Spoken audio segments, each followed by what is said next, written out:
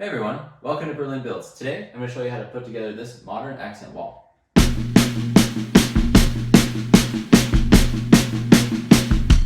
We want to say thank you to the random person on Pinterest who did a wall similar to this that inspired us to do this. So one of the first things that we need to do is we need to map out the space. We need to figure out how wide the wall is, we need to figure out exactly how tall it is, and one thing to be careful of is not every wall is going to be plumb on the sides. So that's something that we want to take into account. What we're going to do is we're going to measure across the bottom, we're going to do a measure across the middle, and then another measure across the top. All right, so I'm going to go over some of the math on how to figure out how to do this pattern on the wall. Right here, we've drawn out what the wall is. So I've taken a measurement from the bottom, which is 10 foot 10 and 9/16 wide, and then at the top where the ceiling is 10 foot 10 and 5/8. And we also took a measurement at the midpoint, which is 10 feet 10 and 5/8 in the full width. So what we're going to do is we're going to go with where it's wider, not where it's the most narrow, but where it's the widest. That's what we're going to figure off of. So the 10 foot 10 and 5/8. Now what we're going to do is we're going to do some drawing. So we know when we do the first stick, it's going to be, my material is 2 inches wide.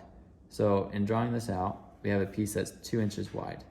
And then we're going to do a 3-inch gap between pieces. So I'm going to draw that out. Let's see, 1, 2, 3, 4, 5, 6. So just to kind of make this to scale, this is 3 inches.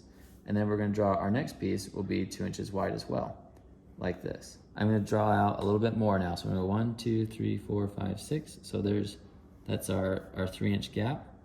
And then we're going to have 1, 2, 3, 4. So that's our 2-inch piece right there. So what we need to focus on is this section here first, and then keep this separate. And now what we're going to do is we know our full width of the wall was 10 feet, 10 and 5/8 of an inch. So what we're going to do is we're going to take this as a first cluster of pieces, because if we calculate everything off of just a 3-inch gap and then a 2-inch piece, we'll end up not having a piece on one side. When we do this first, we're going to go 2 inches plus 3 inches plus 2 inches is 7 inches.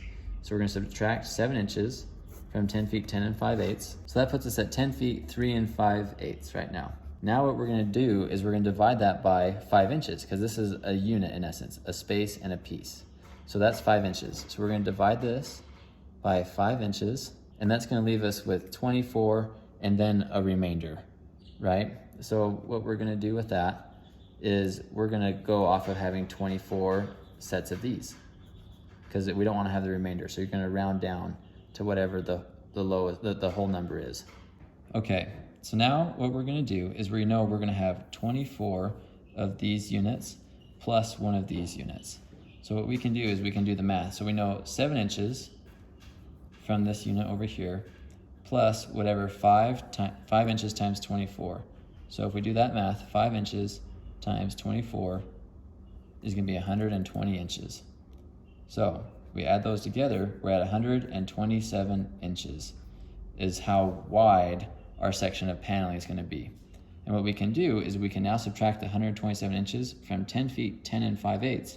And what that's going to do is that's going to show us where we need to start off of the wall. And it's going to make it so that we can create an even space from here to here to our first piece that's going to be equal from here to here. That's what we're trying to find right now. When we come back to it, if we go 10 feet 10 inches and 5/8 minus 127 inches equals 3 and 5/8 inches.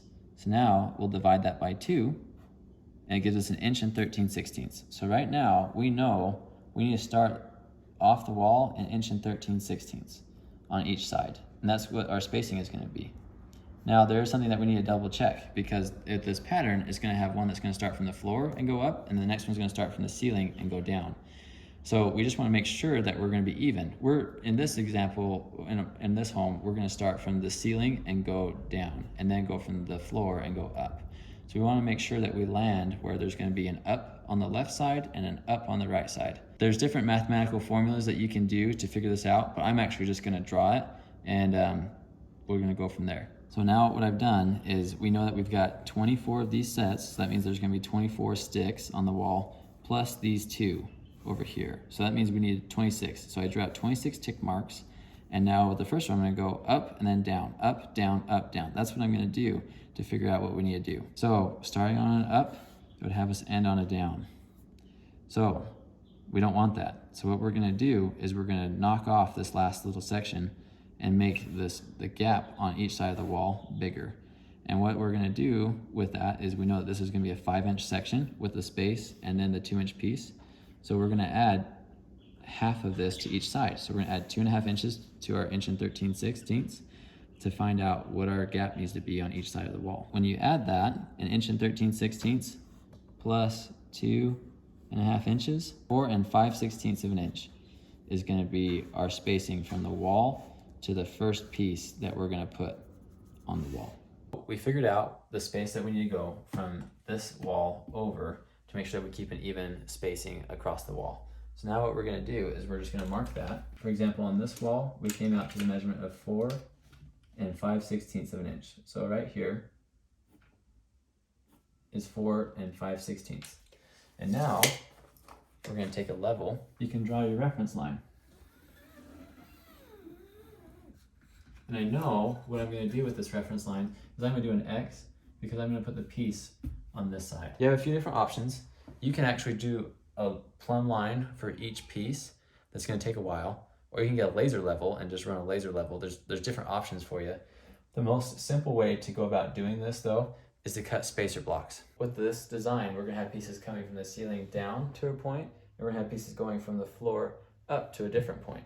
And what we're gonna do to make sure that we stay consistent and make our life easier is we're gonna draw a level line, where we want pieces from the bottom to stop and pieces from the ceiling to stop coming down. So we're gonna draw 2 level lines, and all you do is you just take your level and you line it up with that point that you've already marked out on the wall for the height that you want. In this case, since we're doing a 9-foot ceiling and we want 18 inches of overlap, what we did is we went 2/3 up the wall to the 6-foot mark, and then we went 9 inches up from 6 feet and 9 inches down from 6 feet. So this bottom one's gonna be at 5'3", and the one above it is gonna be at 6'9", and that's the spacing that we're gonna be using. All right, so we've got our 2 level lines drawn, and we have our first plumb line drawn. So now what we're gonna do is for this room, we're gonna start from the ceiling down, and we're gonna come and just measure from the ceiling down to the bottom level line, and that is 45 3/16. So we know our first cut is gonna be 45 3/16. We've got our first piece cut. Now what we're gonna do is we're gonna put it in place and then we're gonna nail it. Now there's a debate here. Some people would say that this would need to be glued. Oh, you can probably hear my kids in the background. They're having fun, so that's good. But some people would say you need to glue the back of this. I'm actually just gonna use a lot of nails, and then when I come and caulk it, it's gonna help hold it. But this isn't something that's really getting touched, so I'm not super worried about putting glue on the back of it. So what I'm gonna do is I'm gonna line it up with our level line and our plumb line, and I'm gonna tack a nail in, just to start. And now what I'm gonna do after that is I'm gonna take my level and I'm gonna hold my level up against it just to make sure I'm staying level, especially for the first piece. And then once I have that all nice and plumb, I'm gonna nail it in. So now with our level in place, we can see that everything's plumb. So now I'm gonna put a few nails in.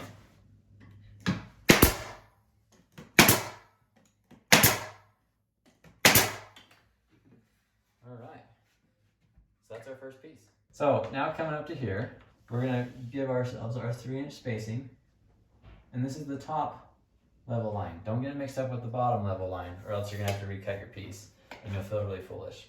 So I've got my mark here. I know the piece is gonna go on this side of the mark, so I'm gonna put an X there.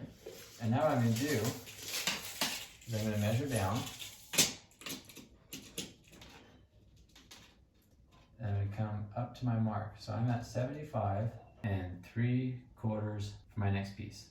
All right, so we got the next piece cut, and now what we're gonna do is we're gonna tack the top in. I've got it lined up with my 3-inch mark, and the top is lined up with my level line. So I'm gonna tack in 1 nail, like that. And now I'm gonna take my level, like so. I'm gonna put it up to that piece, and we're gonna plumb this up. And now if you're short like me, you're gonna have a step stool. Maybe if you're really tall and blessed that way, you won't have to have a step stool, but if you're like me, you'll need a step stool. Once you've got it plumb, go ahead and nail it in place. Now what you can do is you can use your level every time to make sure that everything's plumb, or you can cut yourself some spacer blocks. So since we have a 3-inch gap here and my material is 2 inches wide, all I'm going to do is I've cut a 3-inch wide spacer block. So what I can do is I can put that right there, and I can use that to get my next mark of where this needs to be. And then I've also cut an 8-inch spacer block, which I'm going to use when I'm nailing this in at the top. I'm going to put that in up against it, and I'll use this to space it out where I don't have this board.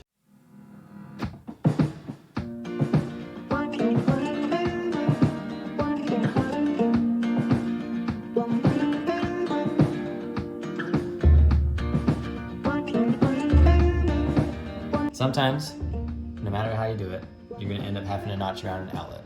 It's not the end of the world, don't panic. So all we're going to do is we're going to draw a line of where the next piece is going to be. And we'll use that as a reference to know how much we need to notch out with the jigsaw.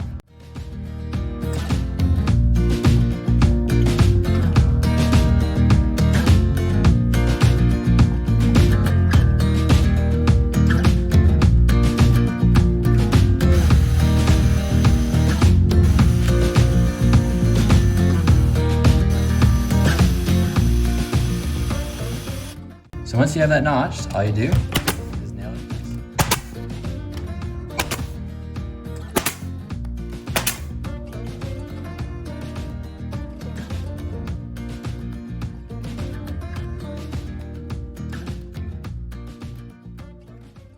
Once you get the last pieces on, all you have to do is set all your nails, fill the nail holes, and then caulk and paint. Thanks so much for watching. Make sure you hit that like button and subscribe for more content like this. And then if you have any questions or deep philosophical statements or dad jokes, put them in the comments below.